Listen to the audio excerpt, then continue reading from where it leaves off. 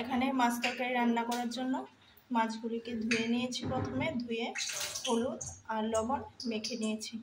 এখানে মাছের তেলও আছে, এগুলিও ভাজা।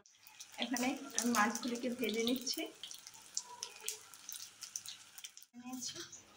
পেঁয়াজ কেটে নিয়েছি কুচি কুচি করে, টমেটো, আর এখানে সরষাকে পেস্ট করে নিয়েছি।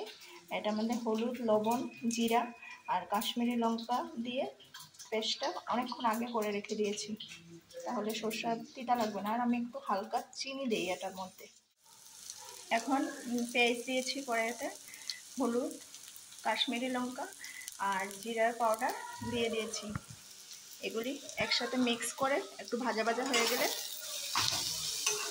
টমেটোগুলি দিয়ে দেবো। টমেটোগুলি দিয়ে আর সরষার পেস্টটা দিয়ে তারপর জল দিয়ে দেবো।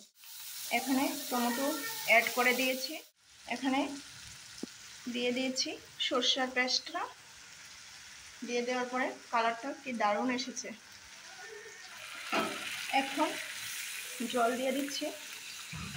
সবাই পরিমাণ মতো জল দেবে, যার যতটুকু দরকার। আমার একটু ঝোল রাখতে লাগে, নাহলে মেয়ে ছোটো তো, ও খেতে পারে না। এখানে ঝোলটা যখন ফোটা শুরু হবে তখন মাছ দিয়ে দেব।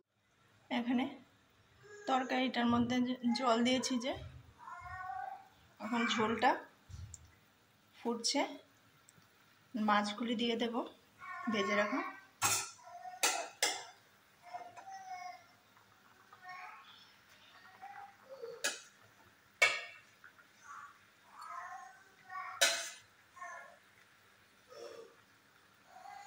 আর একটু সময় জাল হবে, জাল হওয়ার পরে আমার তরকারির রান্নাটা কমপ্লিট। আমার মাছ তরকারি রান্নাটা হয়ে গেছে।